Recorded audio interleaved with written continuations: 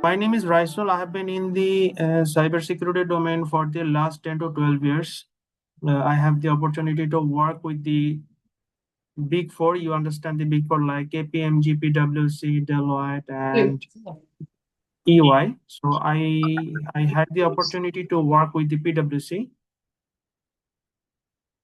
and there I was the responsible person to conduct the vulnerability assessment, penetration testing, red teaming operation, risk management, IT audit, all those things.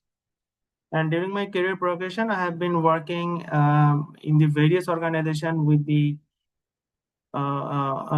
responsibility of IT security lead and the IT audit lead and all those things. So this is my short introduction, in fact. So first thing is first, before jump into the masterclass, I would like to know something, and I would like to, anyone can assist me that what would be the expectations from this course and what are the expectations from the Transfotech. So if you can have any kind of thing in your mind that you want to share, you can share. And afterwards, we will be starting the class.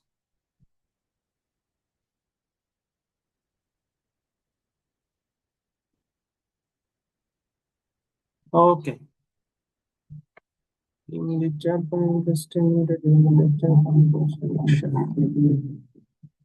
So, having said that, let me share my screen first.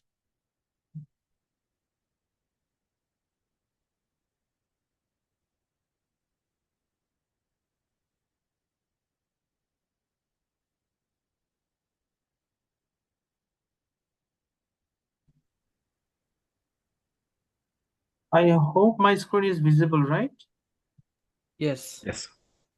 Great. Awesome.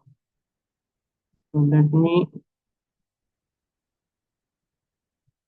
Many of you may heard of the Kali Linux, and many of you may not be heard about anything about the Linux. Many of you might not have any kind of experience in Linux operating system. So that's not a problem. That is not the blocker for this course. So as we will be progressing throughout this course, we will be learning the Linux thing. What are the basics? What are the common prompts? How to write the commands? How to search on the Linux? So those are the basic things that we have to know. So you don't have to worry that I don't know Linux. How can I progress this course? So that's not a blocker. That's not a problem. I'm here to teach you the basics of Linux as well. So this is the command line prompt of Linux. We call this as CLI mode or command line prompt. So why I am taking you to the Linux at the very first of this masterclass? Because Linux would be your one of the most friend or bosom friend for you to help out in the area of penetration testing and the red teaming operation. Without the knowledge of Linux, without the knowledge of AI, without the knowledge of proper command prompts, it would be very difficult for you guys to progress and to secure a job and to perform your duties pertaining to the penetration testing role. Keeping in that mind, we will be learning, we will be teaching the Linux thing from the very basic of this class, from the very beginning of this class. So someone has been unmuted and it's been echoing. Can you please mute yourself? If you have any question, you can ask during the session, but it would be highly appreciable if you can note your questions and then ask at the end of this session.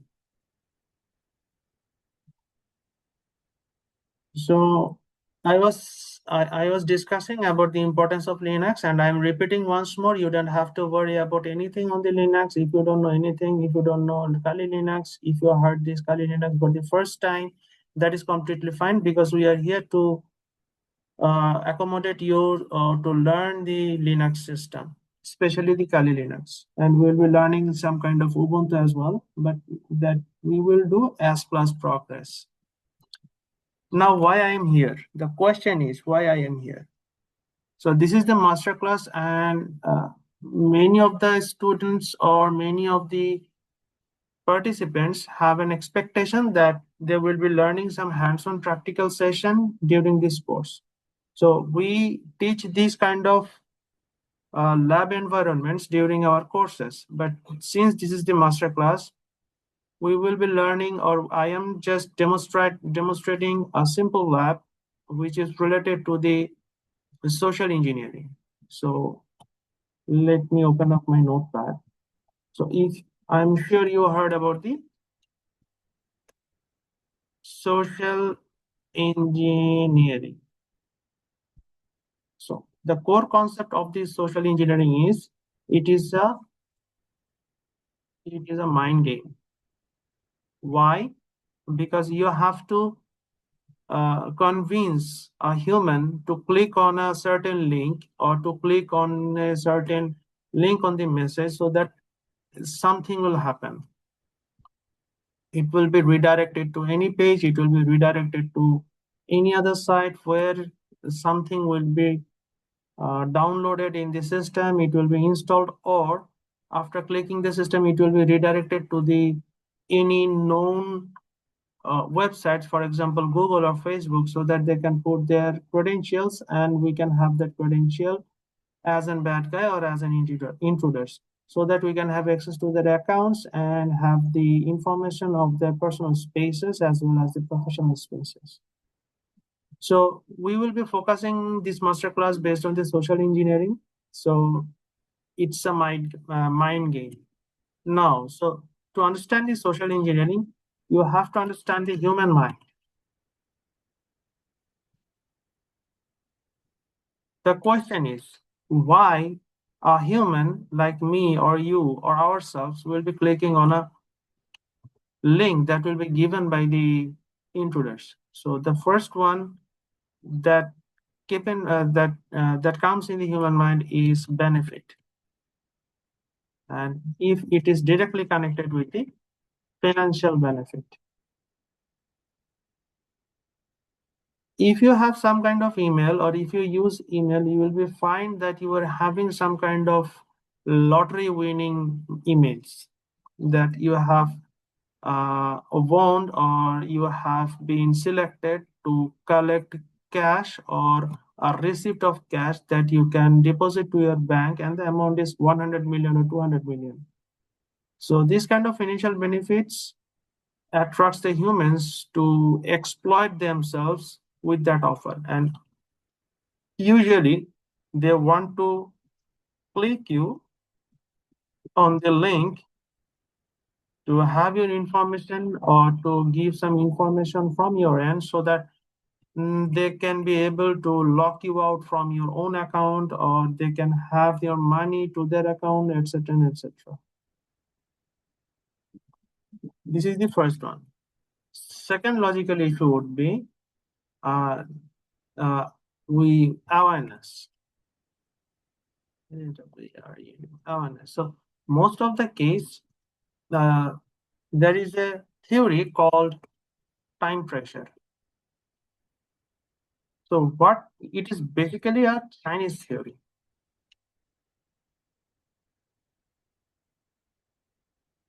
So what it does is they will push you with the time pressure. For example, you have been selected to win a lottery, and you have to click on the link within the 5 minutes or 10 minutes. After the 5 minutes or 10 minutes, your money will be gone. So if we don't have that much of awareness that this is a mind game and this is a theory of time pressure, it is very much likely that we will be clicking on the site because we want something more, despite we are having now, despite we are having the things.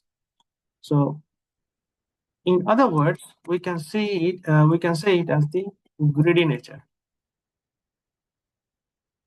So whenever you have the greedy nature, awareness will not be coming in place, and it will not work as per your mind will be playing with you. So this awareness is the very much required thing to have ourselves from the to implement the controls by ourselves. And we should be very careful whenever we have some kind of phone call, some kind of emails, even from the in the name of bank. So what I have found, many educated personnel, for example, professors from the universities, as well as from the very much prominent organizations employee, they have clicked the bait and they have made themselves exploited to the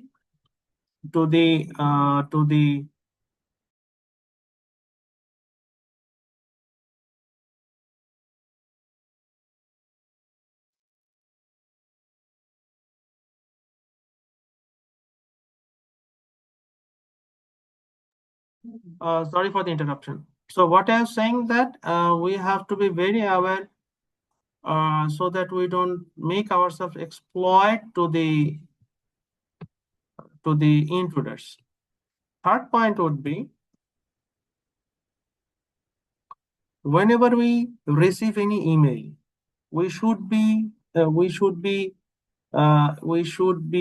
assess that email with the different criteria, that is we call as its email header analysis,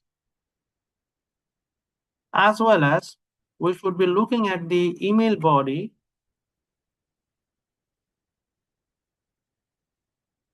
for the symptoms to identify whether it is a phishing mail or not.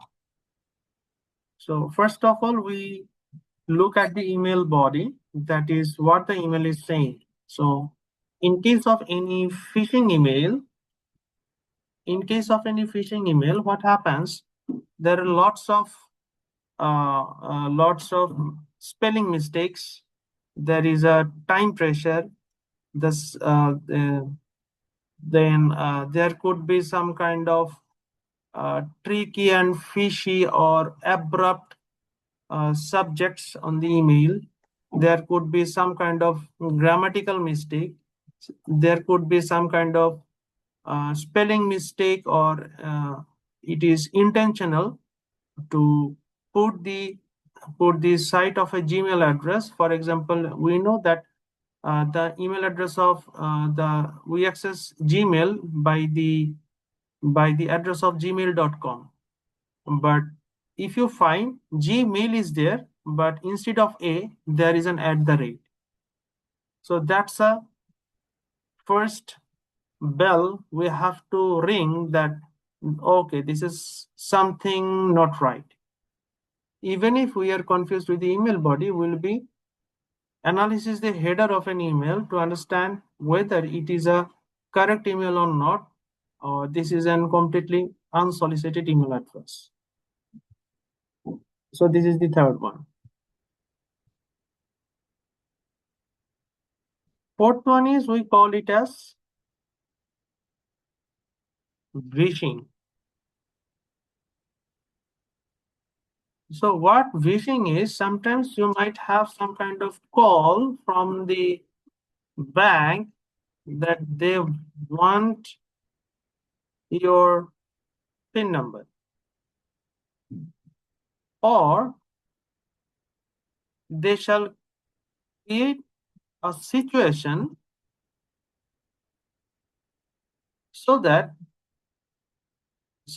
you perform some kind of task and you exploit them yourself to them by giving your personally identifiable informations, like your date of birth, might be your driving license number, might be your SSN number. So whatever they have, even if you have uh,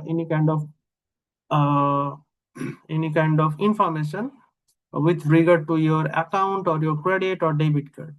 So be aware of this phishing type of calls. Now, there are many types of social engineering attacks. So one of them is the piggybacking.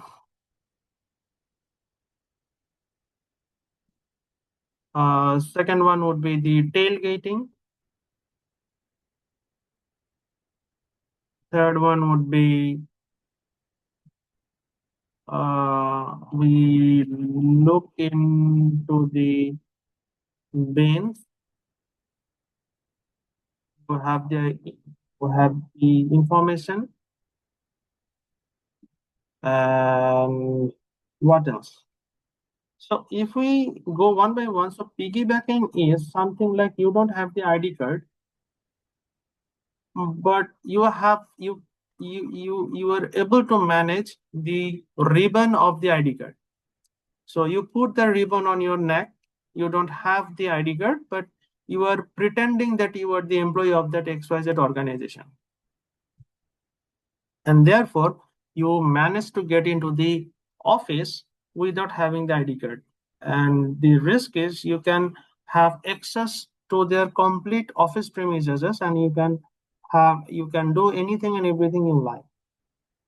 Tailgating is that I will be uh, I will be following someone uh, after the punch of his ID card to an access control system. For example, someone is getting into his office by tapping the card to the access control system, and afterwards the gate is open.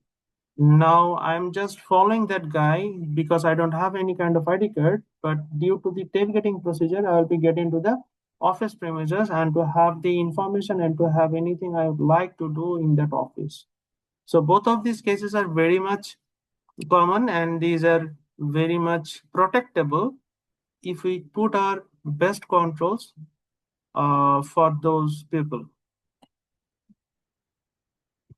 So another one is the we what we actually do, we look around the printers, because what happens, being a human, we tend to forget the printed copies after given the printing command to the printers. So what happens is we left many kind of information. For example, there could be user ID and password. So it was a just let me share an experience. Me and my team was tasked to penetrate the security operations center, so that we can have the control of the security operations center as a whole, and we can access each and every system, so that we can have the complete visibility of the SOC in our own laptops. That was a red teaming operation. So what we did, we tried our every aspect to have the information, have the credentials of the system by utilizing many kind of tools, techniques, Kali Linux, and all those things. But it was very hard for us to locate any kind of exploitations, and the team was very much frustrated that they are not able to penetrate the system. So what we did, we started to recce the printers. That is, everyone is giving some kind of print, and they are frequently forgot what they have printed. Even they left the printed documents on the printer. So me and my team was very much keen to understand if we get any kind of information from the printer in a hard copy, so that the SOC guys will be printing the user ID and passwords mistakenly. So this is a very unlikely behavior from the human mind. Suddenly, after 5 or 7 days, we were able to identify a bunch of documents which have been printed by the printer by an XYZ official of that organization, and all the user ID and passwords were written in that document. So this is a goldmine for us. We quickly picked up the document. We tried the every single system, and we were able to get into the SOC without any kind of authorization. Relating with this, there is another kind of attack which we call it shoulder surfing.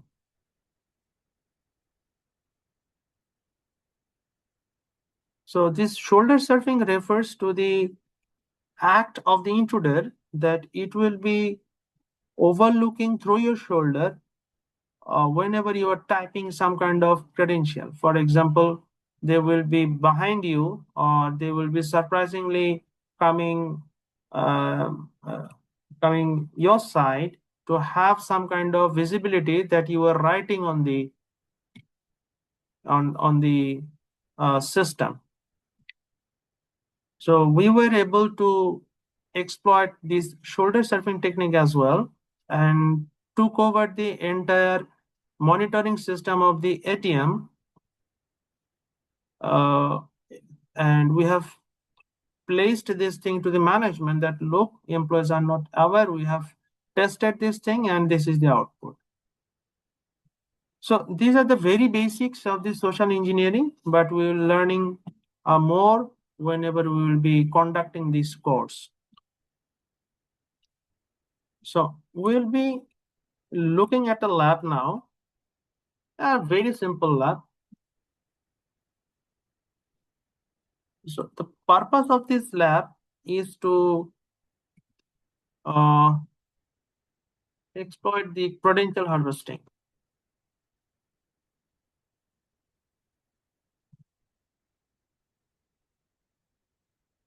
So what is the credential harvesting basically? So for this credential harvesting, what we have to do is we have to have a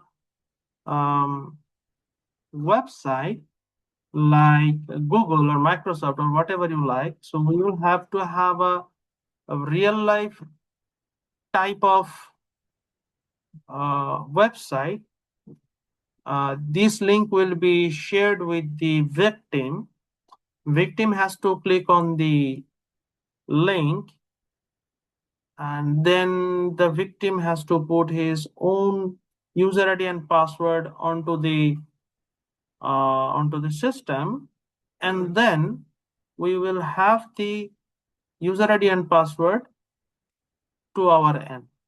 So the objective is to have the user ID and password from the victim. So let's have a look. It's a very pretty simple lab. So this is the command line prompt of Kali Linux, and I have to open up another tab because I need this IP address while executing this lab.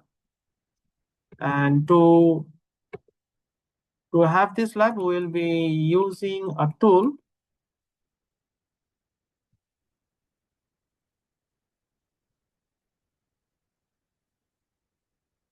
which is known as social engineering toolkit, or AC toolkit. So this is the tool we will be using for this lab. So whenever we try to execute some kind of tools, it might say that you don't have the privilege to access that tool. And in that case, we will be using the privileged access. So first of all, let us see whether it will allow us to access our required tool or not without any kind of privilege. So we will write AC toolkit and it will be here, and then press enter. It says that not running as root. So not running as root means we have to have the root privilege. So what is root privilege? Root privilege is the highest privilege of the Linux system, and through which we can be able to run anything and every command within the system. But it is not advised to run the commands directly through the root. Rather, we will be using another approach we call as sudo. So sudo is the alternate procedure. We can run our user with the root privilege, but sometimes we need the root privilege for the configuration and to sort out any kind of problems that is not possible to solve with the sudo privilege. So let me clear this. Sorry. So now I will run the same tool using the sudo command. So sudo AC toolkit.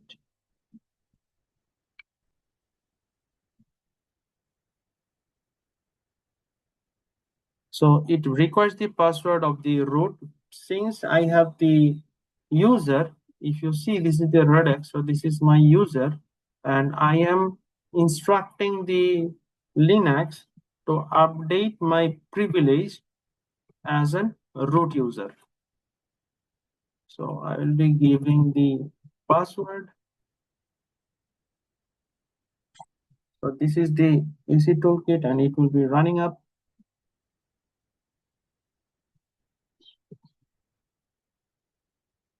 Now you see there are some options 1, 2, 3, 4, 5, 6, and 99. So we will be utilizing the social engineering attack. So we'll be put 1.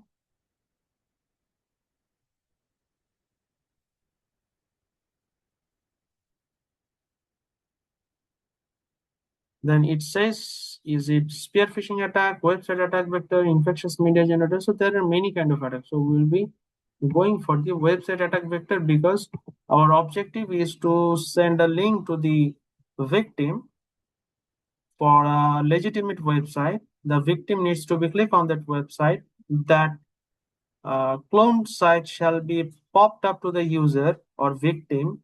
Victim will then put his username and password or email address and password, and we will see how to grab those things at our end. So we will be having the number 2 option, that is website attack vector.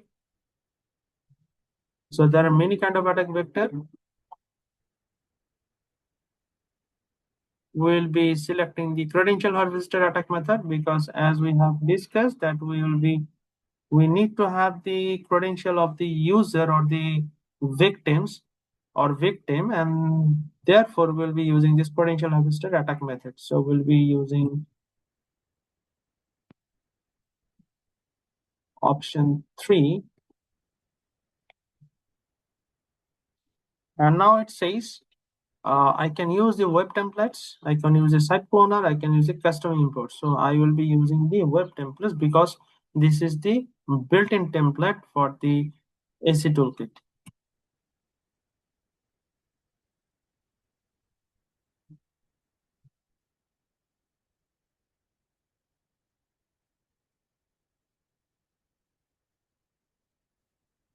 Just wait a while, it will be coming up. So whenever you do any kind of penetration testing, you must have some kind of patience because it may take some time to settle everything down. So now what I need to do is, so it says that if you external IP address, you need to place the external IP address below, not the net address. So we need an IP address of this Kali Linux machine. So we'll be clicking here, 41.129. Sorry.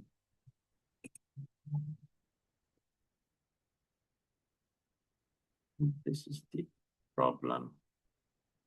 So Google, it don't work because I didn't put the proper IP address. So let us redo it.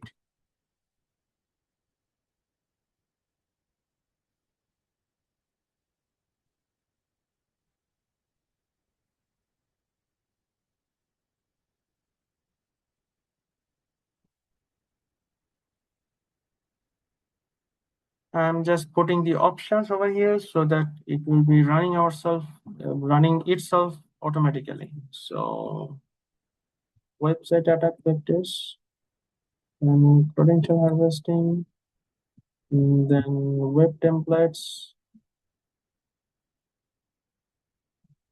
and now we will have to put the IP address.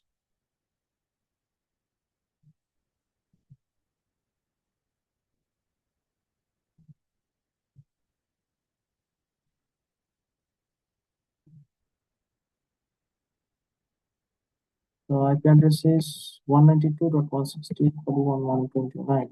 192.168.48.129. 192.168.41.129. 192.168 41.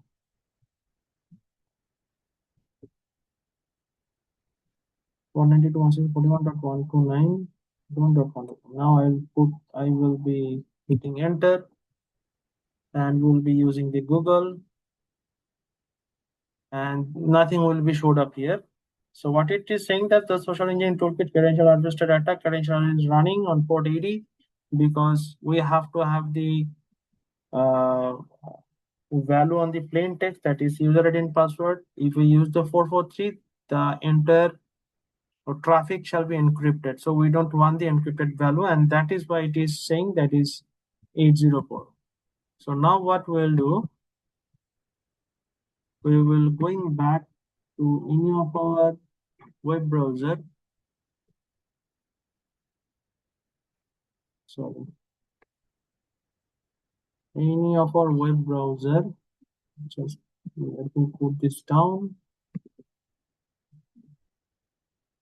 So what I'll do, I'll put the IP address 192.41.129.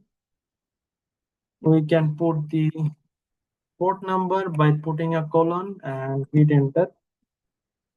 Now this is the website of a Google, but only thing is there is it is not secure and there is no HTTPS. So if we go back to Gmail,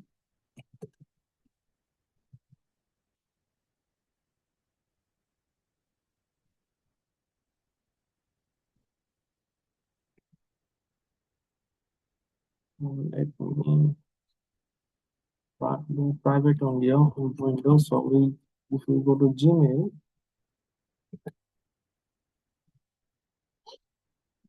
so you can see there is a lock over here. So this is the encrypted value over there.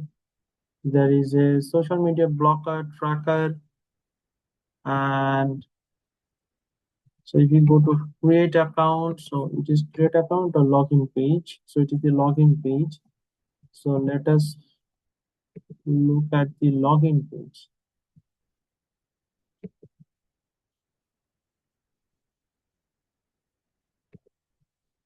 Okay.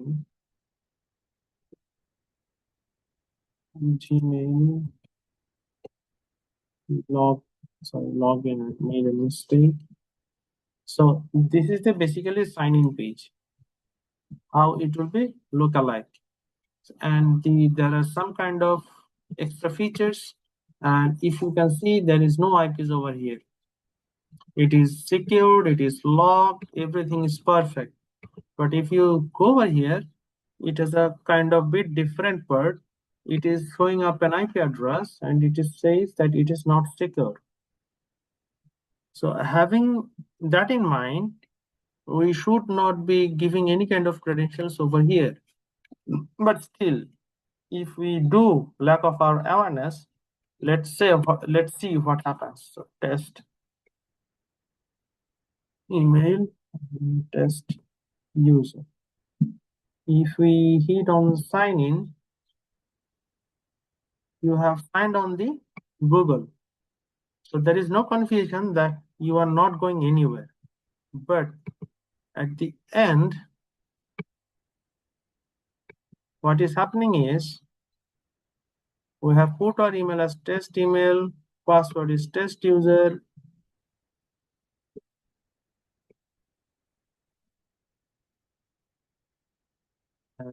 This is how we can capture the email address and password for the users by using the credential harvesting methodology. So this is the very simple lab, and this is a very common what should I say, common technique to have the credentials from the users as well as the email address from them. So this is we called as the credential harvesting. Now, as we have discussed, now we will be moving to another part of this social engineering. So let me go to my notepad. So if you remember, I mentioned two things. One is the email header analysis and another one is the email body. So let's look at these criteria so that we can understand whether the email address or the email is the legitimate email or not. Let me open up one of my email.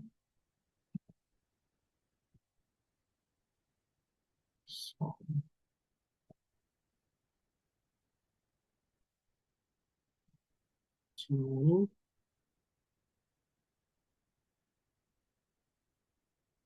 I'll be going directly to my spam folder. So you can see the fortunate winner of the Powerballs. This is the winning email. This is message by might be dangerous. So what do you say? Hello Becky, I'm fortunate decided to donate 4.2 million to you and you have been identified as one of the recipients of the donation. So out of nowhere, he wanted to donate me 4.2 million. Even I don't know him. I don't have any kind of information from him. So if you look at the email address, it seems that it's from the government website or from a government. So, and this is the Secretariat Executive Office. But if you see, spelling is somehow not okay. It seems that it's a misspelled thing. In the body, if you see, I was the fortunate winner of the Powerball jackpot amounting to Eto. So there are some grammatical mistake as well over here. And there is no annotation that from the government who has sent me the email.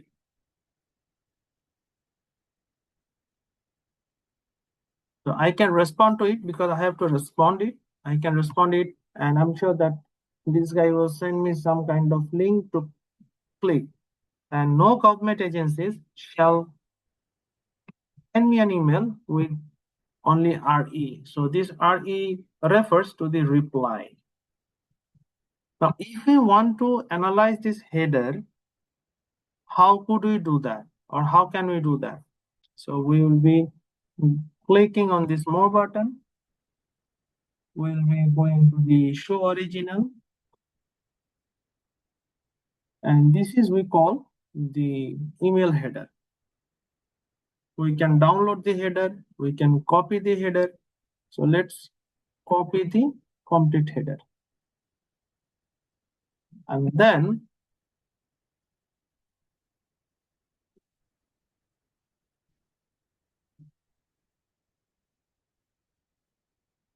we can use the Google toolbox.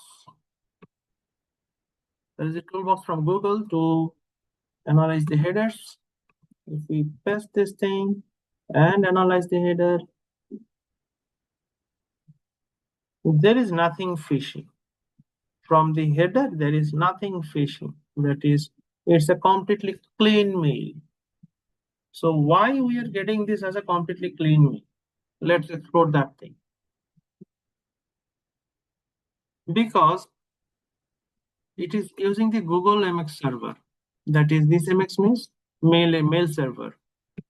So Google's mail server. If we go to the message, it says that this is the something address, but at the end of this, at the back end of this address,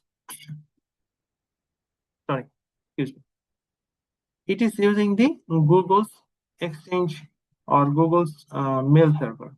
So this email is not a legitimate email, and this is a masking email. So far, I understand, because whenever these kind of emails are landing to our email box, we always try to have a look on the email body, as well as we try to analyze the complete header to understand the email sender of the email, and we check the legitimacy, that whether it is a good email or it is a legit email or not. If we don't find any kind of legitimacy, then we always try to avoid this thing, and we do not try, actually we do always avoid this kind of email, so that we can be safe, and we can be able to secure ourselves. So this is how we will be dealing with the credential harvesting and the email header analysis. Now, if we look further,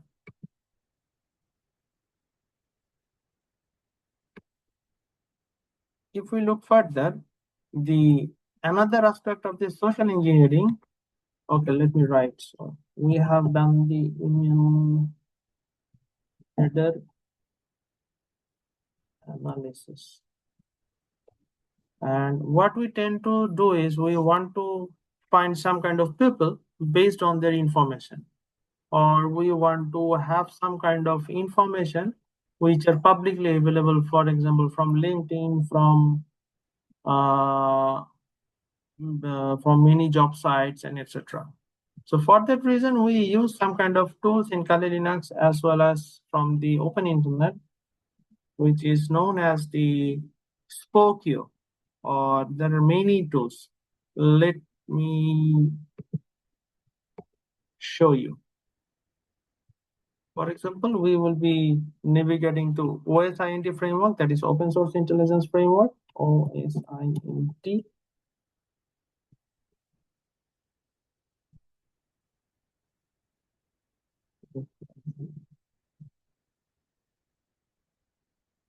So if you go to OSINT framework,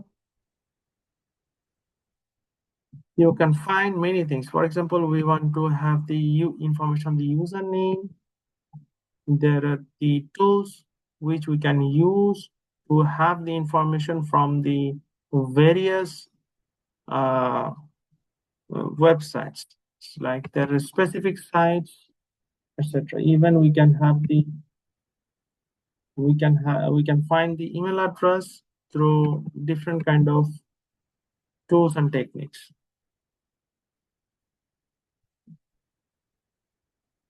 And let me show you just one more thing. So what we'll do, we call it as Sherlock maybe. Let me check if it is available on my system or not. So I'll be exiting from here.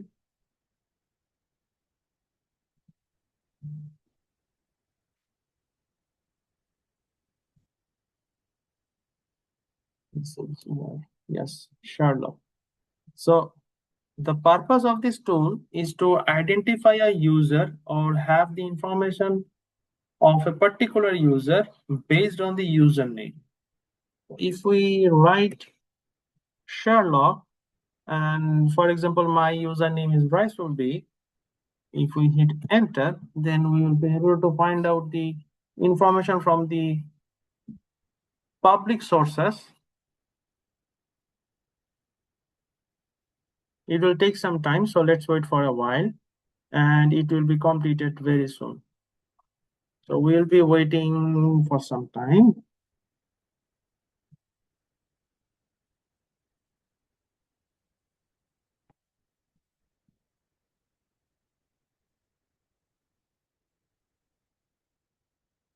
Oh, it will not work. I need to fix this up probably, because it is saying that it has some kind of connection pool or connection problem with the GitHub. So let me have a look on that. But we use this Sherlock for this thing. Even we can use some kind of professional websites. Where the website? Where is the website? So yeah. So for example, Spokio. If you go to this site, probably it will charge you now. For example, if I write Rysol and search,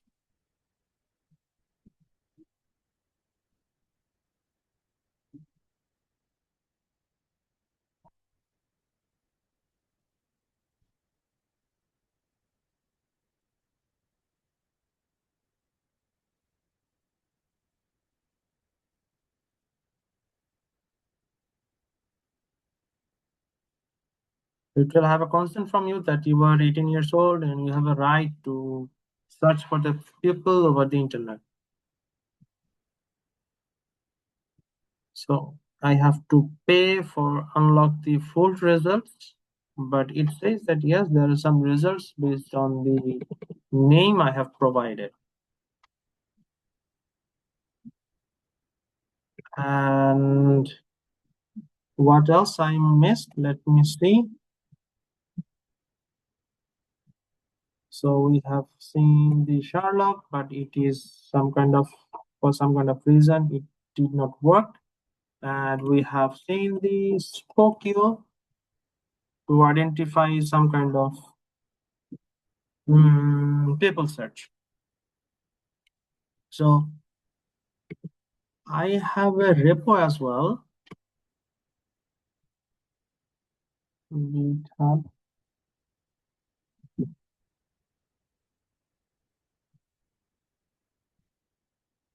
Just give me a moment.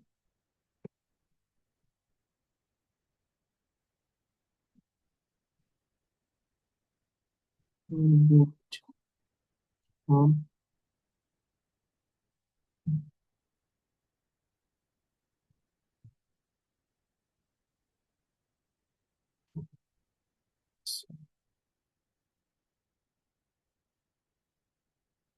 Yep. So I'm just building my own repo. I'm just working on it. And I just wanted to show you that I'm working on some kind of things that will be might be beneficial for you, and you can check my GitHub repo whenever you want. So we have, this is the malware analyzer. Why I am focusing on this, I have an some kind of thought process back in mind that this malware analysis.rar, this has been created by using the AI. So by using the LLM and censored and uncensored AI, I have created this malware analysis.rar. So if you download this RAR file, you will find some kind of executable files over there. You can run those files. You can select a file and it will give you a report on the malware analysis. But make sure if you download any kind of live malware from anywhere, you have to be very careful that it would not be uh, infect on your system. So we are very careful whenever we try to have the workarounds with the malware. So this proxy server, the purpose of this proxy server was to bypass the security features of my workplace because they have restricted to use the social medias, and I was tasked to find out is there any kind of way so that we can bypass the restrictions to access the social media. And we have tried, especially I have tried many more things, even Tor browser and all those things, but that didn't work. So what I did, I just quickly write some prompt on the LLMs or AI and created a proxy server so that I can bypass the restrictions. And this winter defender.bypass, it is a write-up through which me and one of my students was able to bypass the Windows 11 Defenders uh, feature so that it can be affected. And all other those are the completely theoretical part, like how to calculate the subnet. This is a GoFish configuration. That is, there is a tool called GoFish, and this is the configuration instructions how you can configure the GoFish to perform any kind of uh, social engineering attacks. And this is the audit checklist that whenever you will be going to any organization, it will help you out to initiate the audit based on the scope of work. So that is the thing. And lastly, I just want to have a focus on last one thing, that is many of you might have questions on the tools and techniques what we'll be using and how we will be using those things. So from my end, we will be primarily using the many tools which are already built in and preloaded in the Kali Linux. And beyond that, since we are learning the AI with CS, we will be learning the LLMs, how to write a prompt engineering, how to write the prompts to so that we can build our own tools and techniques to penetrate a system and to assess a system. So that is the ultimate objective. And during the capstone project, you will be tasked a project that you can be able to showcase to your resume to secure a job. Or if you are happy to do your own business, you are most welcome. But this will give you some kind of extra mileage to stand out in the shout. Also, during this course, you will be tasked to have a GitHub repository of all of you. So this would be a part of the capstone project, and this will be also a part of your regular assignments, so that you can upload your workings to the GitHub repository, so that it will not getting waste, and you will have these tools whenever you require. And of course, you can share your tools in this course or with your peers, so that they can view it, they can review it, they can suggest, and they can be able to give some kind of feedback, so that you can improve those tools further. So from my end, that would be the end of the masterclass session. Uh, I think I have tried my best to give you an idea what we will be learning, how we will be learning, what would be the teaching methodology, etc. Now, if you have any question for me, I'll be happy to answer.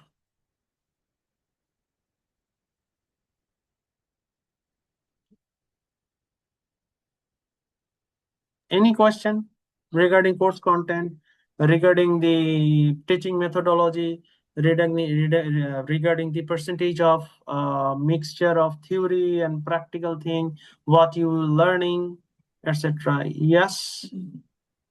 Yeah. Hi, my name is Abdul Malik. I have one question here regarding Yeah. the things which you have said. So, the Linux which you have showed, I don't have any experience in that, and you were using the SC toolkit and everything. You were using the steps like you have to enter two, then enter three. So, is it like we are going to know how we are going to do that? Which option we have to select on everything, or it's like it will be in the same pace which you are teaching us right So now? okay. So far I understand your question is regarding the using how to use that tool, right? Yes. How we will come to know that whether we have to use that particular tool and select the particular options? Is it like that will be Yes. teach to us, or this No, is the that will be taught by me, and I'll be teaching you how to deal with all kind of tools and which tool you will use for what purpose. For example, you cannot use this social engineering toolkit if you are working to have the understanding on the network part, right? So I will be happy to guide you, and I'll be there for you to make you understand that what tools shall be needed for what purpose and how to use that. I'll be guiding you that. And that is why I'm here. But the thing is, I'll be giving you the fundamental exposure of the tool. I can show you how to use that tool, but for the mastery and for the advance and for the betterment for your own, you have to explore further by yourself. But and whenever you try to use that tool in with advanced features, if you have any queries, if you stuck anywhere, I'll be there for you to guide you. So there is not a problem at all. got it. Thank you. Yep. So any other questions for me? Hello, sir. My name is Yep. Tanvir. Yep. I'm going to ask you a quick question. Is this course is gonna be based on like Security Plus or something like that, or it's totally different? I am from a previous class that was cancelled, so I'm just trying to understand how Yeah. this class is gonna So, be. okay. So this class will be covering, look, all the security things are connected with each other, right? If you go to the Security Plus, you'll find something. You will go to, if you go to the CH, you can find something. Even if you go to the OSCP, you will find something. So this is a customized course. But yes, we'll be covering some part of the Security Plus, some part of the Network Plus, some part of from the CH. So this is a kind of mixed thing. So it is not focusing only one Security Plus or only one CH, but I'll be happy to follow mostly from the CH, Network Plus, and Security Plus contents. CH as in which one? Certified Ethical Hacker from the EC Council. Ah, okay. So, and I am assuming from that there is no like we have to take Security Plus certification or anything like that, right? No, you don't have to take any kind of certifications, but it is, if you think that you want to have this certificate, you are most welcome. But this is not the mandatory for this course, that after completion of this course, you have to do the Security Plus or Network Plus or Certified Ethical Hacker whatsoever. So there is nothing mandatory over here that you have to gone through some kind of certifications. Does it help in the job search process that if I do or anything like that, or it doesn't really matter?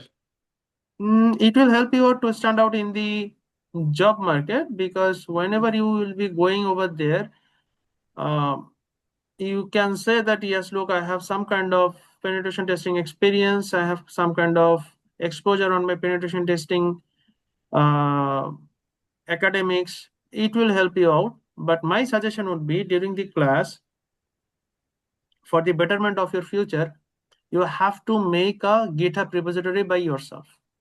So I put already your, have that. Yeah. yeah, so that's a great idea.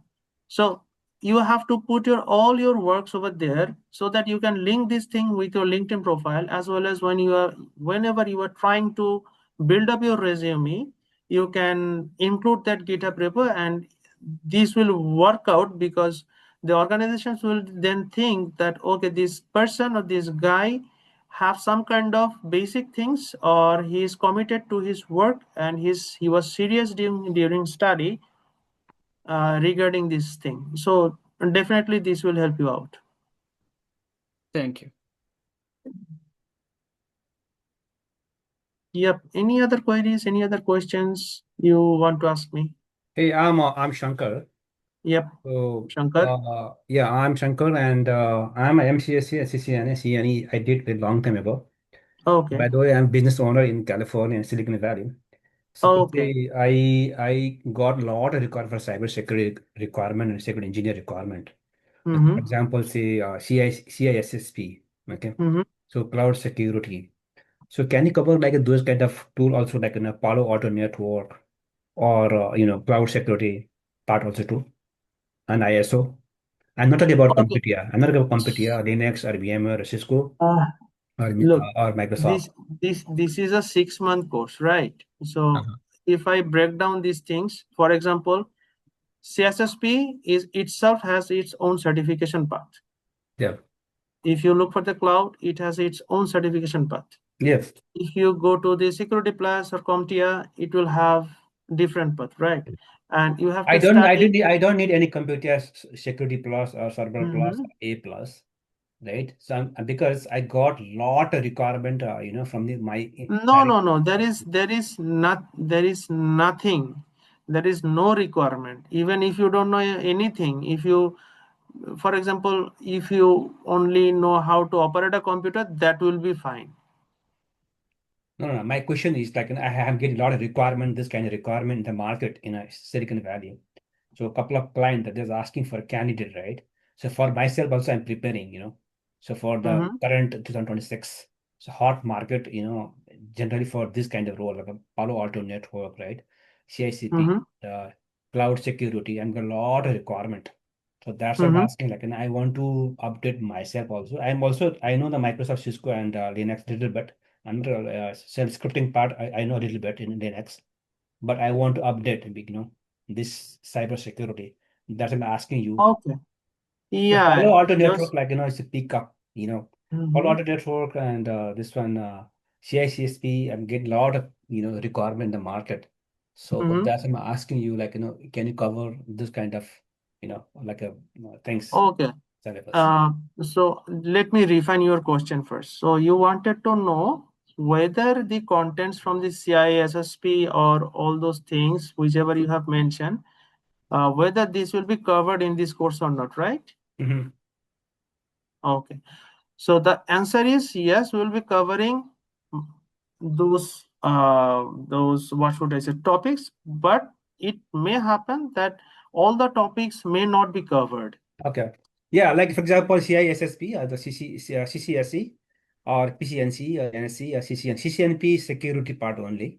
So CCNP security, Linux security, Windows security, cloud security, these things, are very hot in the market. So even Yes, I don't have any good candidate in the market also too, yes. for my couple of, So in Bay Area. yeah, so my answer is for this question is yes and no. Why? Because yes, we'll be covering the some kind of security things for all the aspects. Mm-hmm. For example, if you have gone through the syllabus of this course, you can find that there is a part from the digital forensics, there is a part from the SOC analyst, there is a part from the penetration testing, there is part from the vulnerability management, risk management, right? Mm-hmm. So if you connect all these things, you can find that some topics are connected with CSSP part, some topics are connected with the CISM part, Uh-huh. some topics are connected with the CISA part, right? So that is why, but we are not covering all the topics of all these areas. Why? Okay. Because we are only focusing on the cybersecurity principles. So we'll be covering only those things which are directly connected with the cybersecurity, Okay. not with Okay. the governance actually. Okay. Thank you. Yeah. Any other queries? Any other questions for me? Is there any question on the chat box? Chat box, let me see.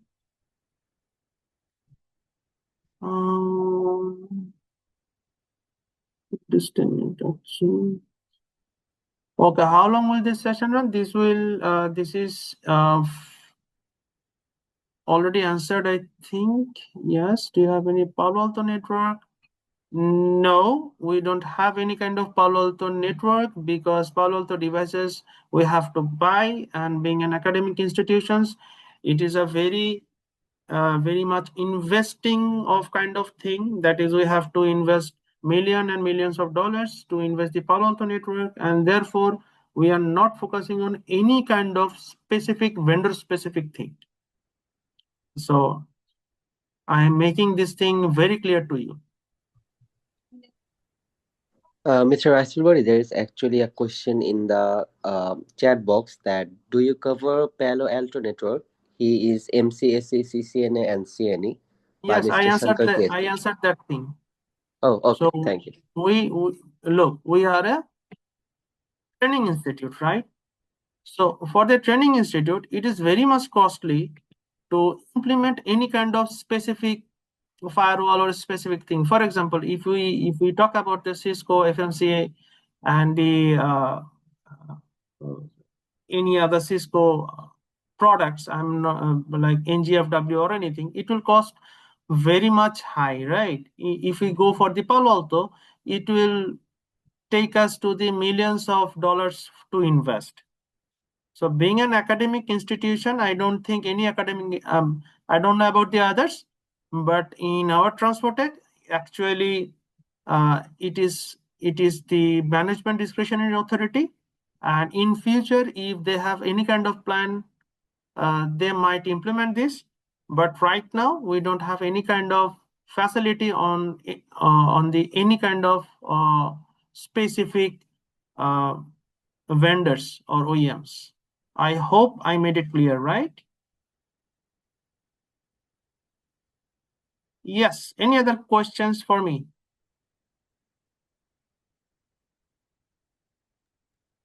Sir, just I have another. one question. Sorry for the interruption. It's okay. Go ahead. I can ask later. Yeah. So what is the system requirement for this course or to practice cybersecurity practices? Like we have a very basic laptop. So I assume that is more than enough for practicing cybersecurity, whatever you are teaching in the class. I just wanted to know what is what you mean by the basic requirements. Can you please Uh, like elaborate? like i5 with Windows 11, will that enough? What is the RAM size? It will be like 16 GB. Yes, that will work. Okay, okay. And regarding the job market, say for example, for other positions like developers or QAs, they will have multiple openings. Whereas I assume for security, we will have maybe maximum 10 to 20 people for all over the organization, right? So, how is the security, cyber security jobs in the market current in the current situation? I will suggest, I can show you, but rather than showing this over here, I will suggest you to have a Mhm. look on the cybersecurity market. Actually, it's booming. Okay, okay. So, So yeah. have a research on the LinkedIn, Indeed, Mm-hmm. then Seek. So you can find lots of openings, lots of openings. But the problem is we don't have that much of resources to handle those uh, roles. For example, I sometimes I get some call from some organizations that they require some kind of uh, participants, or they require some kind of, what should I say, cybersecurity experts. Mm-hmm. But sometimes I am very much confused about that despite of teaching these kind of courses, it is I sometimes struggle too much to refer someone. Why? Because I am teaching a very big pool of students, but I know the dedication and I know the dedicated person, and the chances is that the persons who are very much dedicated and who are very much connected with their networks and all those things, they are getting fine jobs. But whoever don't take this as seriously and don't practice by themselves, and they think that okay, I'll do it later, this later never comes. So my Yeah, suggestion that's is, applicable to my many of the. suggestion is, yes, Yeah. my suggestion is, from the day one, you try. I will be there for you. I'll be there for you. I'll be guiding you. I'll be suggesting the readout materials. I'll be suggesting you YouTube channels. I'll be giving you the opportunity to have a look on some kind of research papers. I'll be sharing the research papers as well with you. So what you have to do is, you have to be very specific, you have to very dedicated, and you have to very much positive by yourself, otherwise it will not work. Okay, okay. So the last question, sorry, but much questions like is GCC like cyber security policy creators, and this cyber security what you are teaching now is different criteria in the IT organization, or both are interlinked? No, there are some differences, because you are referring to the governance side, right? So Correct. the Yeah. IT governance or IT governance or ITGC, whatever you call it. So Mm-hmm. they have the wide range of tools and techniques. So they are very much focused on the policy creation, process creation, how those policy works, how those processes are going on, all those things. So we will not be covering the how to make the policies, how to write up the processes, how to align with the practice with the policies, and how to find the gap between those. But what we'll do, rather, we'll be focusing or we'll be discussing some kind of frameworks, for example, ISO 27001, so that you can have a look or you can have some kind of idea how to audit an organization, and if you want how to write up the policies, and I'll be sharing the required materials so that you can go through those materials and you can have a look how to write up proper policy for the organization. I think that will work, right? Yes, yeah, that should work.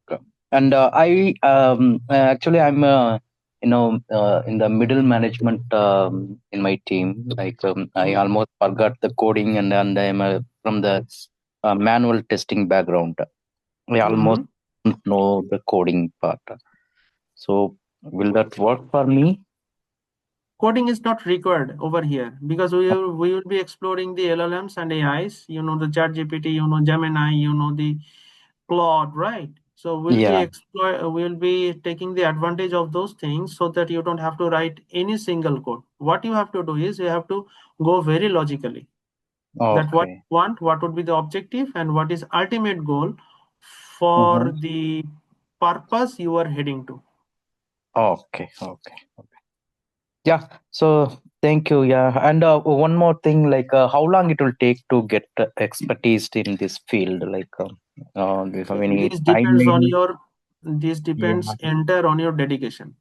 For Okay. someone it will take lifelong. For someone it may take 3 to 4 years. For someone it may take 3 to 6 months. It depends on your dedication. It depends on your practice. It depends on your proper time investment. Okay. There is no shortcut. There is no mathematical theory that you will go this way and you will be a king of this road. There is no shortcut. Okay. Yeah. Okay. Yeah. I think that's all from my side. Thank you so much for answering all my questions. No worries. So another participant was asking something. Yes, Okay. sir, it was me. I just wanted to know that this is the first class of this whole series, right? No, this is the master class. First class will be officially announced in the group by the course coordinator or Okay. course advisor. And I'm guessing after on that or after that, you will share with us like some sort of roadmap or syllabus, right? Yes, I will be. And syllabus is already there. You can visit Transfotech Academy's website and you can find the CS with the AI cybersecurity course, and syllabus is already there.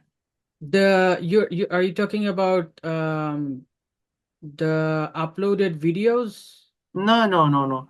If you go to the Transfotech website, you can find the detailed module which will be teaching by me. I am on the website and I don't see anything. So that Okay, is why let me I'm help asking. you out. Okay. You can see my screen, right? Yes.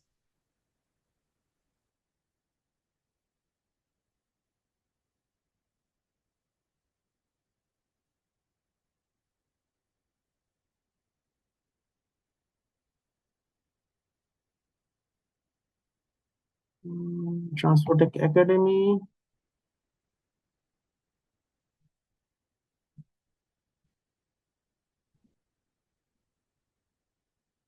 Courses. So cybersecurity engineering. This is the course curriculum. Oh, I'm sorry. I thought it was gonna be in the LMS, and I think you're referring to the original website. Okay, I understand. So this is the complete syllabus that will be found in the website. But let me put some notes on this thing, because what I do actually in the class, I spend a lot of time on the lab environments, and sometimes I introduce some kind of topics that will help you out in your job area, or whenever you try to have some search the jobs. So this will be covered.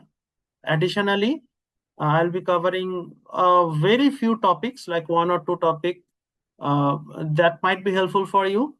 And sometimes I merge the syllabus with some other topics so that it can flow a logical way.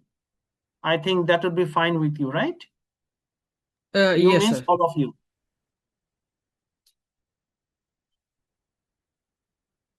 Okay, so any other queries for me?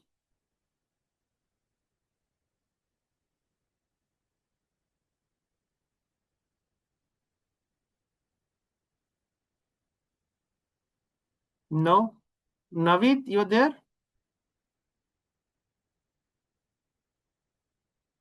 No, but I am here. Oh, okay, great. So I let me stop my screen. So do anyone have any question for me so that I will be happy to answer? Or if you have any questions to my colleague who will be advising you further, and you can ask any questions regarding the administrative part of this course as well. And if you don't have any question, I will hand over this session to you to carry out further.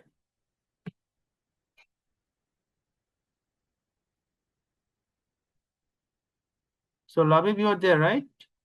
Yes, I'm here. Okay. So I am handing over this session to you. If anyone do not have any question for me, and I think we can move to the closing statements or closing of this session. And I am stopping my video as well. Definitely. Thank you for your time, and it was a very interactive session from your side. And thank you again, everyone, for joining. And if you guys do not have any more questions for the instructor or for me from the academic part, enrollment part, or anything, so I think it's quite late here at New York, and we can end the session tonight. And additionally, the enrollments are still going on. We will take maximum 10 students in this batch because we always want to ensure quality over quantity. So if you are still interested to get enrolled, kindly reach out to your career advisors. And if you guys don't have any career advisors, no issues. Someone from our side will reach out to you guys tomorrow during our office hours.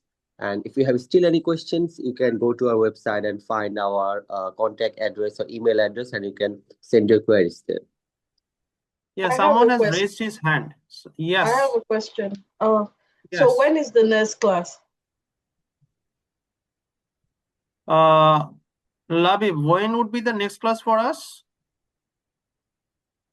Well, we're initially planning to take it on the next week, depending on the enrollment and on the students who are enrolled on their flexibility. So the enrolled students, they will discuss it in the group with the instructor, Mr. Asilbari, and they will decide when they can take the first class. Okay, thank you. And also will this recorded video will be available? Well, this will be up in our YouTube channel within tomorrow, maximum 24 hours. So you can find it in our YouTube channel, Transfotech Academy. No. I mean this particular section. I mean today's section. When will the recorded video be available? Yeah, I'm So actually this, talking about that. You're actually referring to today's session video recording, right? Yes. Yeah, it will be available in our YouTube channel within tomorrow. Okay.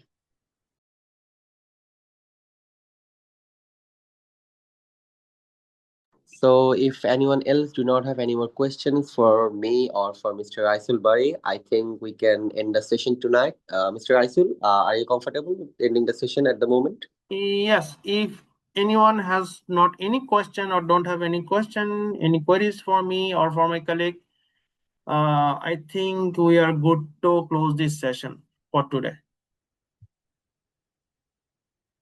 Okay, thank you everyone again for joining the session tonight, and hopefully we'll talk to all of you soon tomorrow during our office hours. Thank you, Mr. Aisul, for taking a very interactive session. So take care, everyone. Very good night to all of you, and hopefully see you guys again in the class. Thank you. Thank you. Good night to all. Thank you. Bye. Thank you. Bye.